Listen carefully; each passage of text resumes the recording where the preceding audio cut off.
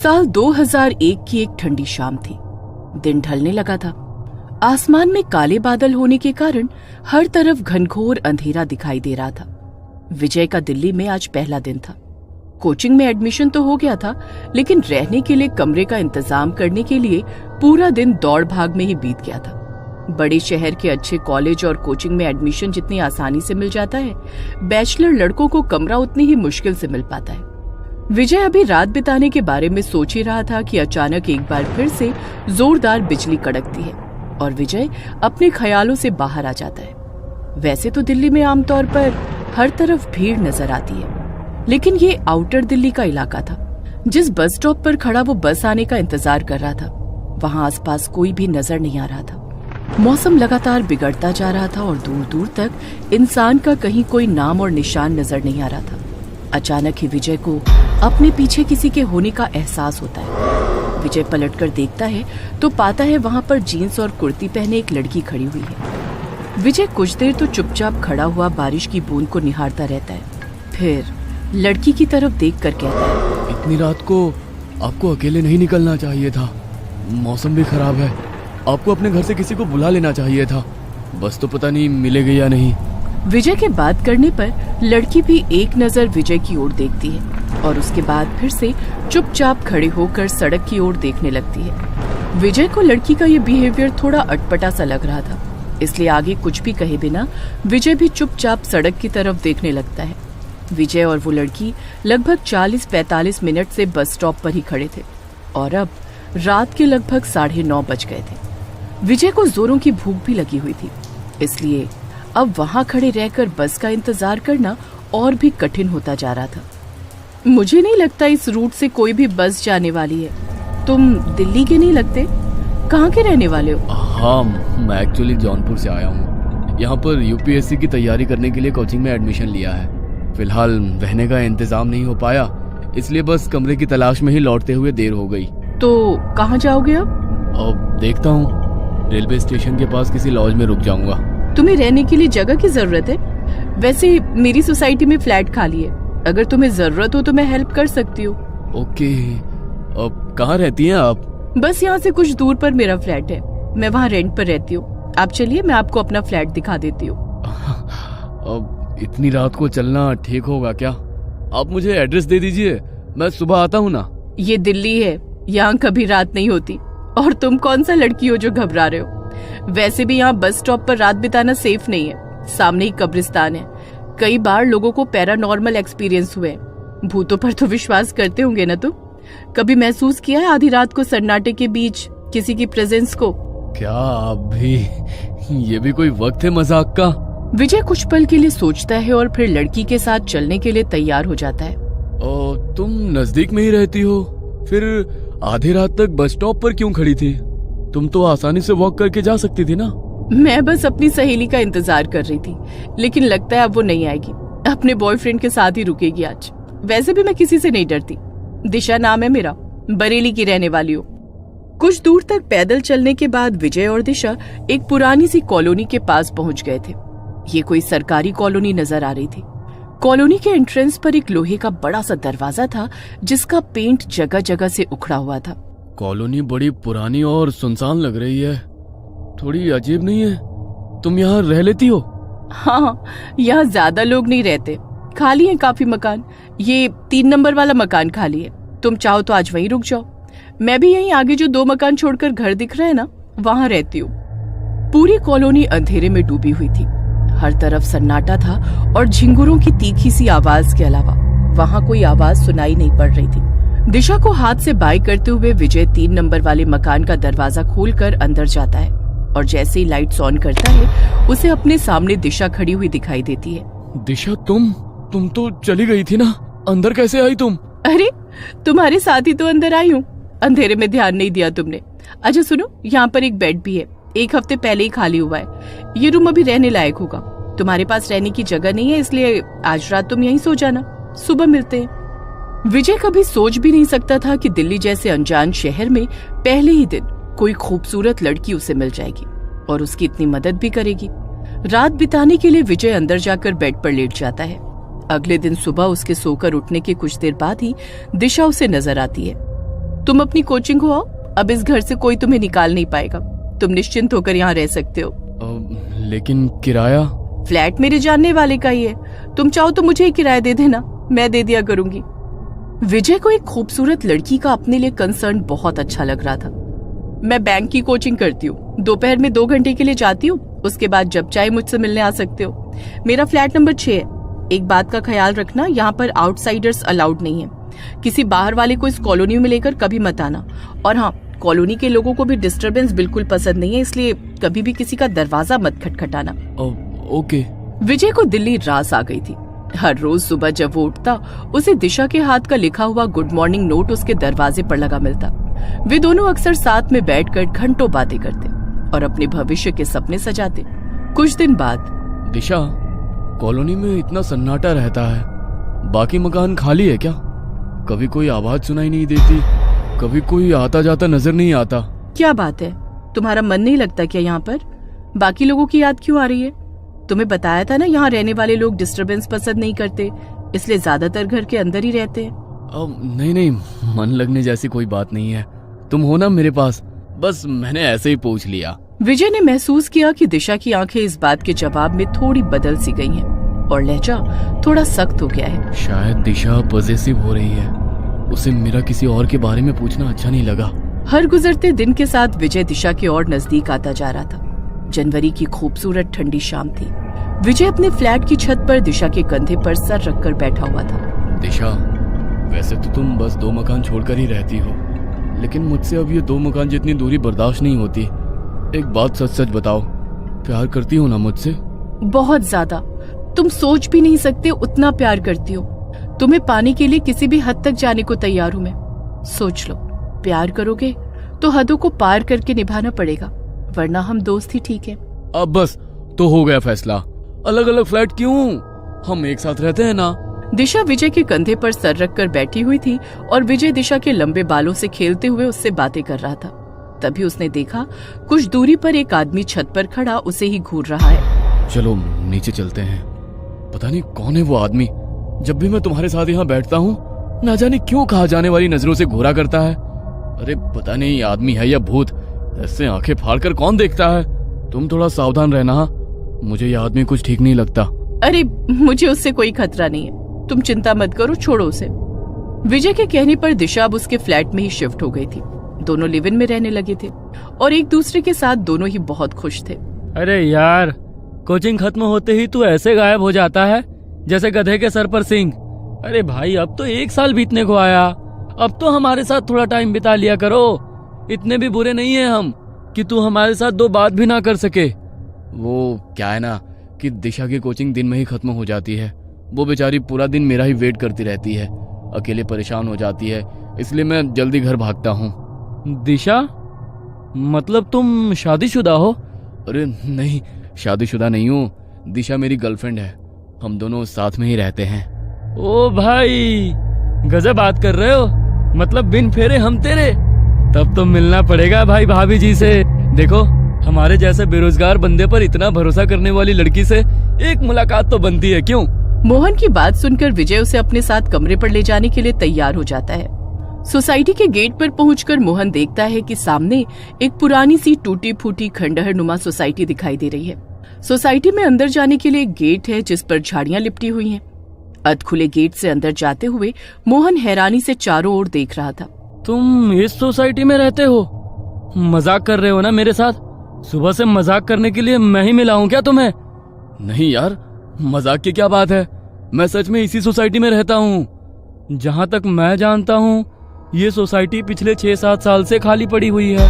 अरे यार, तू आउटसाइडर है, लेकिन हम तो यहीं दिल्ली में पैदा हुए हैं ना, हमें बेवकूफ बनाएगा? अरे तुझे गलत इन्फॉर्मेशन मिली है यार, तू चल मैं तुझे दिखाता हूँ ना मेरा रूम। बेवकूफ क्यों बनाऊंगा? मोहन हैरानी से सोसाइटी के मकानों को देख रहा था। तभी मकान नंबर 3 के सामने जाकर विजय रुक जाता है। आ गया मेरा फ्लैट, चल अब अंदर चलते हैं। मोहन अंदर जाता है तो देखता है पूरा फ्लैट बहुत ही गंदा था। हर तरफ मकड़ी के जाले लगे हुए थे। सीलन से पूरी दीवारें काली पड़ गई थी और धूल और मिट्टी ने घर के फर्श को पूरी तरह से ढका हुआ था। विजय भाई, सही मजाक कर लेते हो? इस घर की हालत देख रहे हो? इस मकान की इतनी बुरी हालत है कि यहाँ पर इंसान तो क्या, जंगली जानवर भी नहीं रहेगा। और तुम कह रहे हो कि तुम इस मकान में रहते हो। मुझे खुद अपनी आंखों पर भरोसा नहीं हो रहा है यार।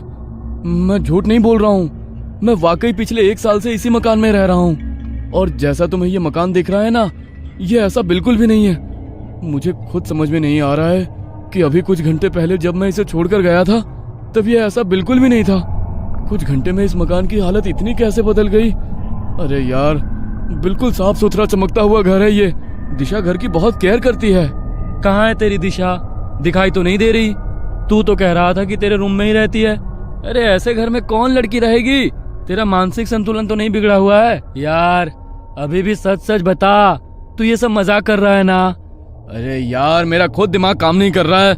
ये सब मैं क्या देख रहा हूँ? विजय के इतना कहते ही अचानक ही घर में जल रहा एकमात्र बल्ब फ्लैक्चुएट करने लगता है और एक ठंडी हवा का झोंका उनके शरीर को छूकर निकल जाता है। कमरे के अंदर की हवा बोझिल सी होने लगती है और अंदर के कमरे से खटखट की आवाज आने लगती है। लगता है अंदर वाले रूम में है दिशा, चल देखते हैं। विजय अंदर रूम में जाता है तो वहाँ भी हर तरफ गंदगी और सीलन ही नजर आती है। तभी उन्हें बाहर के कमरे से खटखट की आवाज आने लगती है। विजय अपने दोस्त को लेकर हैरानी से बाहर के कमरे में आता है। तभी उसे एक बार फिर अंदर के कमरे का दरवाजा पीटने की आवाज सुनाई देने लगती है। भाई, मुझे लगता है कि हमें यहाँ से चलना चाहिए। मुझे यहाँ कुछ ठीक नहीं लग रहा। तुझे जरूर कुछ तो गलतफहमी हुई है। मेरी बात मान, तू कुछ दिन के लिए अपने घर हो आ। तेरी तबीयत सही नहीं है। ऐसी हालत में तेरा यहाँ रुकना सही नहीं होगा। 1 मिनट रुक, मुझे याद आया। सुबह ही दिशा ने मुझे खाना पैक करके दिया था, लेकिन मैं टिफिन को ले जाना भूल गया। अभी भी वो टिफिन किचन में ही रखा होगा, रुक जा। विजय दौड़ता हुआ रसोई में जाता है तो देखता है कि वहाँ पर वाकई एक टिफिन रखा हुआ है। ये देख, मैंने कहा था ना, ये रहा मेरा टिफिन। तो इसे खोलकर देख, तुझे इसमें पास्ता मिलेगा। मोहन जैसे ही टिफिन को खोलता है, डब्बा उसके हाथ से छूट जाता है। टिफिन के अंदर रखे हुए खाने में से गंदी बदबू आ रही थी और उसके अंदर छोटे छोटे कीड़े रेंग रहे थे। अच्छा चल, एक बार पड़ोसी से पूछ कर देखते हैं। विजय और मोहन बारी बारी से सारे मकानों पर जाते हैं, लेकिन सभी मकानों की हालत बिल्कुल एक जैसी थी। सभी मकान खाली थे और उनमें गंदगी के सिवा कुछ नजर नहीं आता था। अब मैं तुझे कैसे यकीन दिलाऊं? मैं झूठ नहीं बोल रहा हूँ। ये सब साजिश है मेरे खिलाफ, लेकिन मैं कोई बेवकूफ नहीं हूँ जो ऐसा ही फंस जाऊं। तू अभी रुक, वो सामने कॉलोनी दिखाई दे रही है ना, वहां पर एक आदमी रोज मेरी दिशा को घूर घूर कर देखता था। तू चल, वो बताएगा तब तो तू मानेगा ना कि दिशा और मैं इसी फ्लैट में रहते थे। मोहन विजय के चेहरे पर एक अजीब सी बेचैनी महसूस कर पा रहा था। ऐसा लगता था वो किसी भी पल बस रो पड़ेगा। विजय का मन रखने को मोहन उसके साथ सामने वाली कॉलोनी में जाकर एक घर का दरवाजा खटखटाने लगता है। कुछ ही मिनटों में एक सांवला सा बड़ी बड़ी मूंछों वाला व्यक्ति दरवाजा खोलता है। यही है वो। सर प्लीज सच सच बताइए, आप मुझे जानते हैं या नहीं? विजय की बात सुनकर उस आदमी ने एक नजर विजय को ऊपर से नीचे तक देखा और फिर उसके चेहरे के भाव बदलने लगे। बताइए ना sir, this is very important. अरे शर्म आ रही है इस इंसान को ये बात कबूलने में कि हर रोज ये एक प्रेमी जोड़े को छिप छिप कर देखता था। इतना ही नहीं, मैंने इसकी नजर में दिशा के लिए कुछ अलग ही महसूस किया है। अरे पागल हो क्या तुम? आज तक तो बस मुझे शक था, लेकिन आज यकीन भी हो गया कि सिरफिरे हो तुम। यह लड़का रोज सामने जो डीडीए के खाली फ्लैट पड़े हैं ना, उसकी छत पर बैठकर पता नहीं अकेले में क्या बड़बड़ाता रहता था। ऐसे बिहेव करता था जैसे ये किसी के साथ बैठा हो, अकेले में ही हंसता बड़बड़ाता और फिर कई बार मेरी तरफ देखकर गुस्से में मुंह फेर कर नीचे चला जाता। मुझे तो ये कोई सरफिरा पागल ही लगता था जो उन खाली पड़े खंडहरों की छत पर न जाने क्या करने जाता था। मुंह बंद करो अपना, झूठ बोलता है ये। तूने मुझे देखा लेकिन दिशा नहीं दिखाई दी तुझे? अरे मैं रोज उसके साथ ही जाता था छत पर। भाई इलाज कराओ इसका। विजय, दिशा कोई है ही नहीं, किसी ने नहीं देखा है आज तक उसे। तू संभाल खुद को यार, इस बारे में जितना सोचेगा ना उतना ही खुद को परेशान करेगा। देख, मैं तेरा दोस्त हूँ, तेरा बुरा नहीं चाहता। इस समय तू बस कुछ दिन के लिए अपने घर चला जा और घर जाकर अपनी फैमिली को सब सच सच बता देना। जो कुछ तूने इतने दिन अपनी आंखों से देखा वो कुछ और नहीं, बस एक छलावा था। हम तेरे दुश्मन नहीं हैं और ये अंकल भी वही कह रहे हैं जो उन्होंने देखा है। विजय को कुछ समझ नहीं आ रहा था कि जो कुछ वो अब देख रहा है वो झूठ है या जो पिछले 1 साल से उसने देखा या जिया है वो झूठा था। अपने आप को ये समझा पाना कि पिछले 1 साल से वो एक भ्रम, एक छलावे में जी रहा था, विजय के लिए आसान बिल्कुल भी नहीं था। विजय को सब कुछ घूमता हुआ सा नजर आ रहा था। विजय भाई, जिस जगह को तुम अपना कमरा बता रहे हो ना, वो रहने लायक स्थिति में बिल्कुल भी नहीं है। तुम ऐसा करो, मेरे साथ मेरे कमरे में चलो, वहीं से अपने गांव के लिए निकल जाना। विजय ने हाँ में गर्दन हिलाई और उसके बाद मोहन उसे अपने साथ अपने कमरे पर ले गया। अगले दिन सुबह ही मोहन ने उसे उसकी गांव जाने वाली बस में बिठा दिया था। मोहन अपने गांव जरूर आ गया था, लेकिन जैसे अपने आप को ही भूल गया था। वो हर समय बस अकेले में बैठा पेंसिल से एक चेहरा बनाने की नाकाम कोशिश करता रहता। विजय को अपने गांव लौटे 1 महीने का समय बीत गया था। घर में सभी लोग उसे समझा समझा कर थक गए थे कि दिशा बस उसके मन का वहम था और कुछ भी नहीं। लेकिन विजय उनकी बात मानने को तैयार नहीं था। ना तो अब उसका पढ़ाई में मन लगता था और ना ही वो किसी से बातचीत किया करता। इसी बीच एक सरकारी नौकरी में उसका चयन हो जाता है। विजय नौकरी ज्वाइन कर लेता है। काम के दबाव और गुजरते समय के साथ वो धीरे धीरे सामान्य होने लगता है। आज फिर 20 दिसंबर था, वही दिन जब पहली बार विजय दिशा से मिला था। न जाने क्यों आज विजय को बार बार दिशा का ख्याल आ रहा था। देर रात उसे ऐसा लगा जैसे दिशा उसे आवाज लगा रही है। विजय ने उठकर कमरे के बाहर देखा, लेकिन बाहर कोई नहीं था। अचानक एक बार फिर उसे छत के ऊपर से दिशा की आवाज सुनाई देती है। विजय पागलों की तरह दौड़ते हुए छत पर पहुंचता है तो देखता है सामने दिशा खड़ी उसे देखकर मुस्कुरा रही है। विजय दौड़कर उसका हाथ थाम लेता है। तुम आ गई दिशा, मुझे पता था तुम हो। कहाँ चली गई थी मुझे छोड़कर? चलो मैं सबको तुमसे मिलाता हूँ। विजय की बात सुनकर एकाएक दिशा विजय का हाथ छोड़ देती है और धीरे धीरे अपने कदम पीछे की ओर बढ़ाने लगती है। छत के आखिरी छोर पर पहुंचकर दिशा ने एक कदम और पीछे की ओर बढ़ाया और छत से नीचे लुढ़क गई। विजय के मुंह से एक जोरदार चीख निकली और वो पसीने में लथपथ बिस्तर से उठकर बैठ गया। इतने दिनों के बाद अचानक दिशा का ख्याल आया। ये क्या हो रहा है मेरे साथ? विजय की आवाज सुनकर उसकी माँ दौड़ती हुई उसके कमरे में आती है। क्या हुआ बेटा, सब ठीक है ना? हाँ मैं ठीक हूँ माँ, आप सो जाओ। मैंने साफ सुना ये दिशा कहकर चिल्लाया था। जरूर वो चुड़ैल इसके सपने में आई होगी। अगले दिन सुबह, बेटा देख तो एक रिश्ता आया है तेरे लिए। बरेली की लड़की है, अच्छी लग रही है हमें तो। तू देखकर बता न कैसी है। और देख बेटा, जब तक तू जीवन में आगे नहीं बढ़ेगा ना, वो अतीत के बुरे ख्याल तुझे ऐसे ही सताते रहेंगे। ठीक है माँ, जैसा आप ठीक समझो, मुझे मंजूर है। विजय के हाँ बोलने पर जल्द ही विजय की पूरी फैमिली सगाई के लिए दृष्टि के घर पहुंच जाती है। जाओ बेटा, दामाद जी को घर दिखा कर ले आओ। दृष्टि विजय को ऊपर का फ्लोर दिखाने ले जाती है। ऊपर के कमरे में जाकर एकाएक एक तस्वीर को देखकर विजय के पांव वहीं जम जाते हैं। अरे क्या हुआ? ये मेरी दीदी दिशा की तस्वीर है। 5 साल पहले पढ़ाई करने के लिए दिल्ली गई थी। वो किसी लड़के से प्यार करती थी, लेकिन उसने धोखा दिया और उन्हें छोड़कर चला गया। दीदी इंतजार करती रही उसका, लेकिन जब वो लौट कर नहीं आया तो उन्होंने हताश होकर आत्महत्या कर ली। मौत हो गई है इनकी? कब? मतलब कब हुई? 4 साल पहले, लेकिन वो हमारे आसपास ही है। मैं अपनी दी को महसूस कर सकती हूँ। बहुत गहरा बॉन्ड था हम दोनों में। क्या हुआ, आप ठीक तो है ना? प्लीज नीचे चले, मुझे कुछ ठीक नहीं लग रहा। पता नहीं ये इत्तेफाक था या कुछ और। दिशा की बहन दृष्टि से ही विजय की सगाई हुई थी। विजय बहुत बेचैनी महसूस कर रहा था, लेकिन चाहकर भी किसी को कुछ कह नहीं पा रहा था। और कहता भी तो कौन यकीन करता उसकी बात पर। यूं ही बेचैनी में महीने भर का समय बीता और शादी का दिन भी आ गया। शादी के बाद दृष्टि विजय के कमरे में बैठी घूंघट में चेहरा छिपाए उसका इंतजार कर रही थी। कमरे में विजय के कदमों की आहट होती है तो दृष्टि थोड़ा और संभल कर बैठ जाती है। कुछ पलों के बाद विजय दृष्टि का घूंघट उठाता है। मैंने कहा था ना जान, तुम्हारा साथ में मरकर भी नहीं छोड़ूंगी। बहुत लंबा इंतजार कराया तुमने, अब कोई भी हमें अलग नहीं कर पाएगा। इतना कहकर दृष्टि जोर जोर से हंसने लगती है। विजय को पहचानते देर न लगी कि ये आवाज दृष्टि की नहीं बल्कि दिशा की है। कांपते हाथों से वो बिस्तर से उठकर दूर खड़ा हो गया था। दृष्टि की पुतलियां धीरे धीरे सफेद हो रही थी। चेहरा भयावह और निस्तेज दिखाई पड़ रहा था। धीमे कदमों से वो विजय की ओर बढ़ रही थी और विजय कांपते शरीर के साथ जमीन पर गिर गया था। प्यार करती हो ना मुझसे? बहुत ज्यादा। तुम सोच भी नहीं सकते उतना प्यार करती हूँ। तुम्हें पाने के लिए किसी भी हद तक जाने को तैयार हूँ मैं। सोच लो, प्यार करोगे तो हदों को पार करके निभाना पड़ेगा, वरना हम दोस्त ही ठीक है। अब बस तो हो गया फैसला।